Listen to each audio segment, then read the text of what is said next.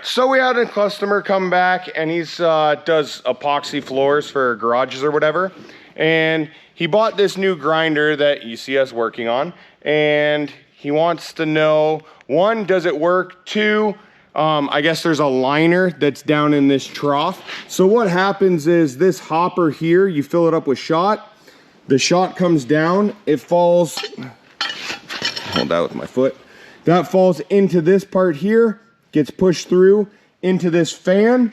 The fan turns like this, throws the shot down on the ground, and then it kind of comes back up through here, either one with momentum or two vacuum, and it sucks it back up, back in the top of the hopper, and we start all over. So, looking at this thing, he had a couple concerns with like these welds right there. If you can see that big plate, it's like a 3/4 inch or, yeah, probably 3/4 inch, like really goobered plate on there. This thing here obviously is a plate. There was a hole that went through into this. We were just looking at, it lines up with this cutout here, and I'm not exactly sure why, but it does. But they had a piece of duct tape right here, rolled up and pressed into that hole, and then another piece of duct tape over top, so obviously that's leaking. This side here, there's a bunch of duct tape over here. I don't know what that's covering, so we gotta fix that. Back here, all these welds here are all goobered. He wants that fixed. And then the same spot here on the opposite side has a big plate and it's all goobered as well. So he wanted the one to know if this liner in here was even in there, which it is. You can see this little liner there. I'm gonna try and get you down in there, but I don't know. Yeah, I guess you can see. See those ripples? It looks like waves. That's the liner itself wearing out from the shot. But if you see in the corner there on the left of the screen, you can see all that bubble gum. Actually, it's in both corners. That's weld that's been poked through. So when they went to weld these lower sections here, it actually poked through the liner that you're supposed to be able to slip in and out to replace as a wear item. So now we can't get that liner out. So what I'm gonna have to do is pull the bolts on the bottom here, and then this whole part of it will lay over, and we'll be able to see up from the bottom of this, down into the bottom of this trough, and then we can lay this whole part over and see up into the bottom of this one, because that looks pretty beat up as well. If I can get the camera, I don't even know if you can see this. You can see the waviness there. That's all wore out as well. So you should have been able to replace these liners pretty easy, but now obviously this job's a little bit more complicated. So what we're gonna do is break those bottom bolts like I just mentioned off. We'll lay this thing over, and then we'll get a bunch of pictures, send it to the client, and see what he wants to do. I don't know if you want to replace that whole tube or try to cut the liner out with where the affected weld is, or at this point, you know, kind of just leave it.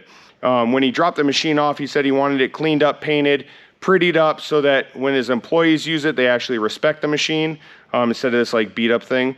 But if we're replacing it all, maybe he doesn't even want to go through that trouble. I'm not sure. So without further ado, let's throw it back to a time lapse, and yeah, we'll break this thing in half and see what we got.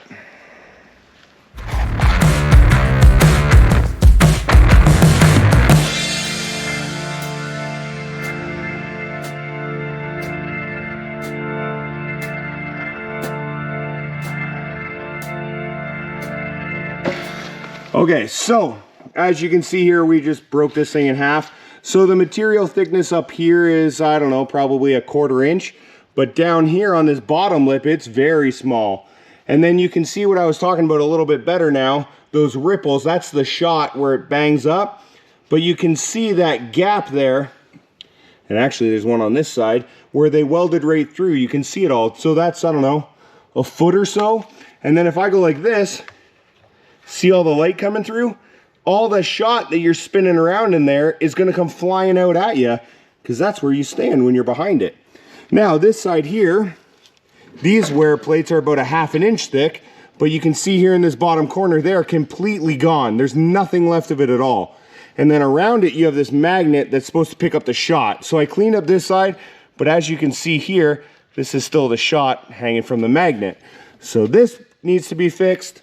All of this needs to be fixed. The problem is we're not going to be able to get this liner out without drastically cutting this thing apart.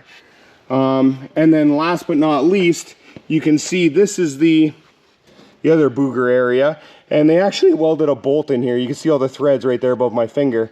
So whoever did it didn't do it properly, we'll say that. So yeah, now since I have no idea where to continue and what he wants to do, because I think this is a lot bigger than they expected, we're gonna take some pictures, call them, and I guess we'll catch you tomorrow when we get some more direction. All right, so we're back to this guy.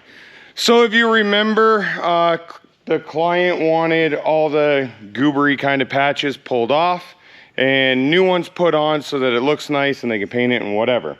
Now, these inner liners, if you remember, are all gone. These ones here are pretty bad. The ones that are in the bottom of this guy here are really, really bad. So he wanted me to try and quote him making this, which is that round curve section there. And that was a no quote. Can't do it. The amount of material and stuff it would take me to roll that wouldn't be beneficial. So he went back to the manufacturer of it, and he can get all these little wear plates and everything. So he bought all the wear plates, and he just wants me to clean up the outside. So we're gonna clean up the outside, put it back together. He's gonna take it from there and put all his new wear plates and everything in, and then go use it and do whatever he's gotta do. So what we're gonna do now is I wanna get it over on the little forklift so I can pick it up and actually work on it without laying on the ground. We're gonna pull the wear plates out, and we are going to start cutting the patches or whatever you wanna call it. We'll cut all that stuff off and see what we gotta deal with.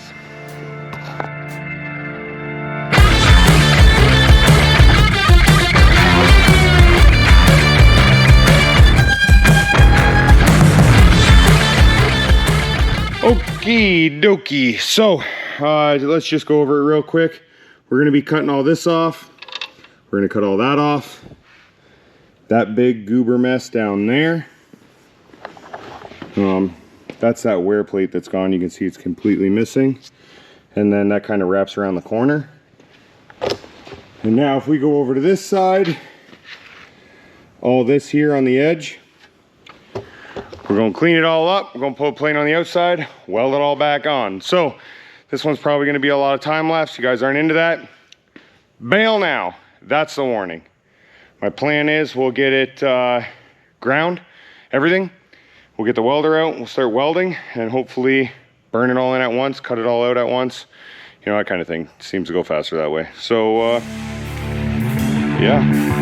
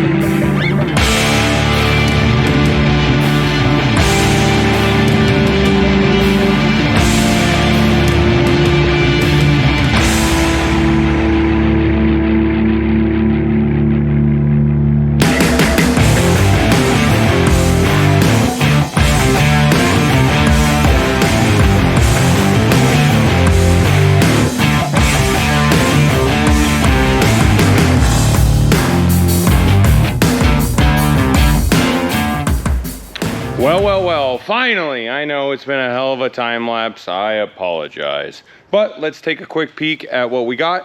We're gonna slam this thing back together and hopefully get rid of it. So, if you remember, we had a big hole here and a large hole up here. So in order to try and blend that in so you don't really notice it's a patch, I went from here all the way up and around, and we still have room for our bolt holes.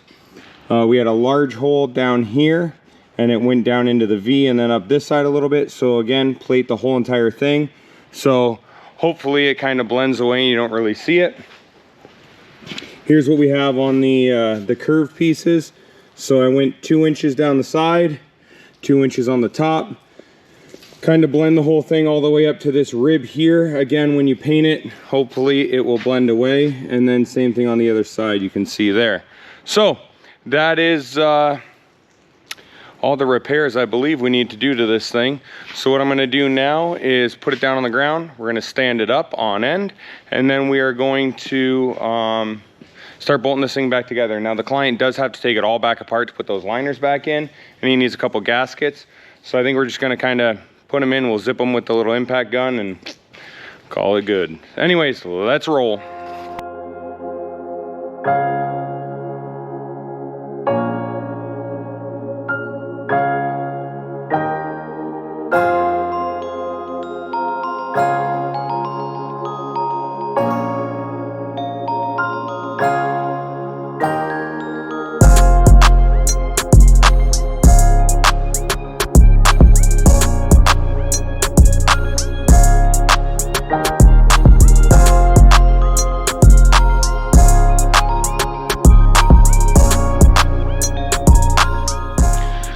So there you go. As most of you guys know, oil changes and stuff don't take too long. Now, we were able to get some lights up in the shop here, some new lights, which hopefully will improve the videos for you guys and help us get some work done quicker. We did get the hoist over here fixed, so that one's operational now, and we have the Trans Am back up on it.